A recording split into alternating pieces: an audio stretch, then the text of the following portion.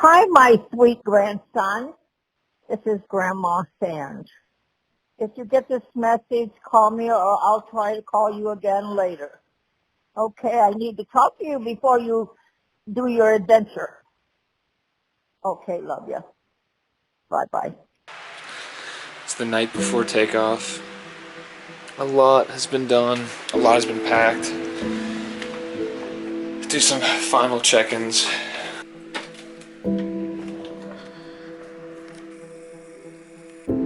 Hair. Body.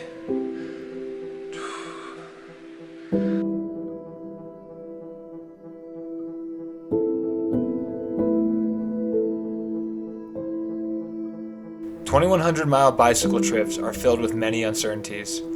Even at day one, tons of uncertainties were flowing all around me. Like, what was I even going to do for this YouTube video? I quickly realized 24 hours in that I had my video idea after nearly a full night of anxiety and panic. On that eventful first day, I vividly remember leaving my home in heavy rain for a 2-hour drive to start a voyage like nothing I had ever experienced before. Colorado's radar forecasted rain for the next 7 to 10 days, which just stacked on more anxieties. Once we reached Pueblo and assembled everything, my troubles immediately began. The weight of all my gear on the bike, totaling around 145 pounds, felt just so overwhelming. I constantly worried about my back tire going flat from the sheer load it had to bear. The rain also caused my phone's protective case to fog up, leaving me disoriented just 1 block from my starting point because I couldn't see any directions on my phone. Day 1. Self-doubt has for sure started. Is the trailer too heavy? Am I not ready for this? Have I got myself in over my head? But you gotta fight that self-doubt with just like keep on pushing, and I think it's seriously, it'll come in waves, it'll come in phases. She just wants to freaking relax in the grass, I guess. Quick break. After enduring around 50 miles and 2,500 feet of elevation, we reached Cannon City, my endpoint for day 1. Here, dark clouds were once again gathering. I reluctantly made the tough call to stay in a motel on the first night, contrary to my initial plan of camping as much as possible throughout the trip, no matter the weather. In the motel room, anxiety, panic, and negative self-talk consumed me. I doubted myself, fearing failure and disappointment. These feelings persisted into the early hours of the morning, making it really hard for me to sleep. The following morning, I called my parents and contemplated giving up, trying to seek comfort from them more than anything. My dad's advice stuck with me, urging me to focus on each day as it comes, rather than obsessing over the distant end goal. Encouraged by his words, I approached day 2 without worrying about pace or arrival time of my next destination, even though it involved 65 more miles and an additional 5,500 feet of elevation gain.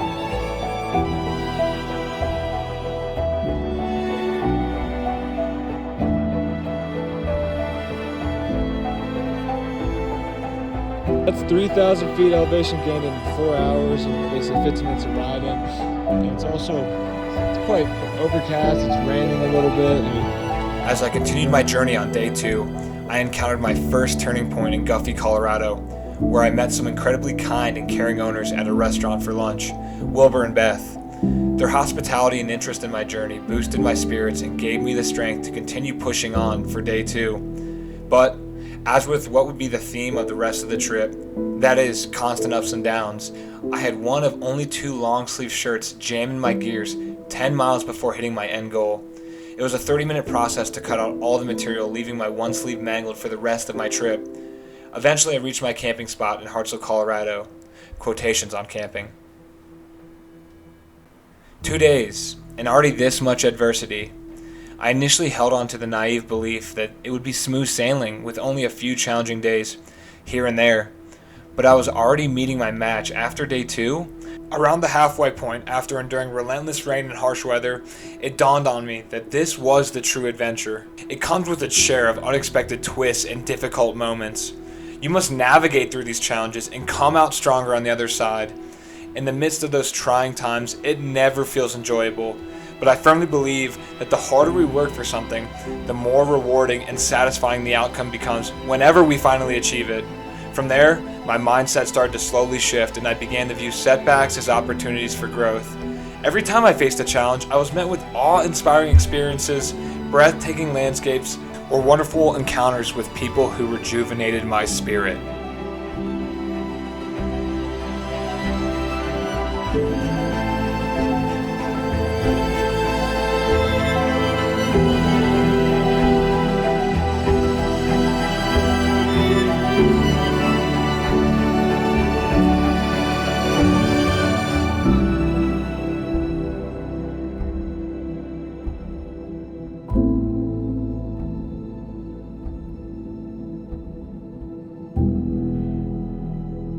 Speaking of wonderful encounters with people who rejuvenated my drive and spirit, I would be remiss if I didn't give this aspect of my journey its proper time. I started this adventure with a somewhat negative outlook, not expecting many people to follow along or even support me.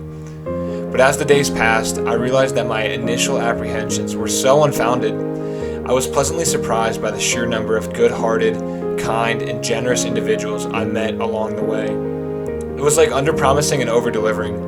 The positive encounters far outweighed any negative ones. Every day from day 2 onward, I eagerly anticipated my next interaction with some curious soul, whether it was a passerby, a fellow biker, or a welcoming host. Steve and General, Tim, Walker, Landon and Jesse, Kevin, Lisa, Brett, Eden, Mocha, Don and Sandy, Rule and Renee, Larry and Louise, Cyril, Steve and Betsy, Gay, Wilbur and Beth, Eric and Ray Ray, and many more who made my journey even more meaningful. Yet, what touched me equally as deep was the incredible support I received from my family, my friends, and my friends of friends. Their words of encouragement and generous donations kept me going during the toughest and loneliest moments. Whether it was a familiar face or a stranger, their impact was immeasurable. Like any concerned parent, my dad urged me to be cautious and vigilant about the people I encounter on my journey. He said to me, "Chase, you haven't seen the things I have or encountered some of the people I have." He had a point. I did come across a few unusual characters on the journey, but now I find myself wanting to tell my dad, not out of spite, but out of excitement and happiness, "Dad, you wouldn't believe the things I saw and the amazing people I encountered on this trip."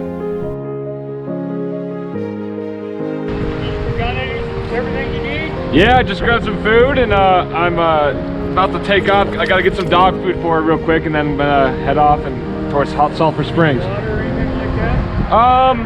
I just got some from there too. I appreciate it though. Okay. Yeah. Well, have a good day. Thanks, you too. My last major takeaway from this trip was that pushing the boundaries of comfort exposes you to various aspects of yourself, teaching you valuable lessons about who you are and what you are capable of achieving. It's astonishing how rapidly both the mind and body acclimate to comfort. It's been about a month since I returned home, and I've already slipped back into familiar routines and habits, some of which may not be beneficial.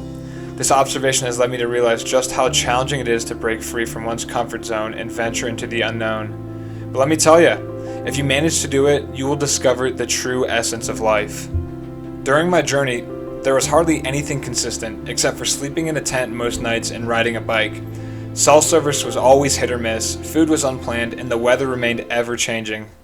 Consequently, the trip presented numerous instances where I had to think on my feet, seeking solutions and overcoming obstacles. I found myself improvising, seeking help from strangers, and devising game plans to tackle unexpected challenges.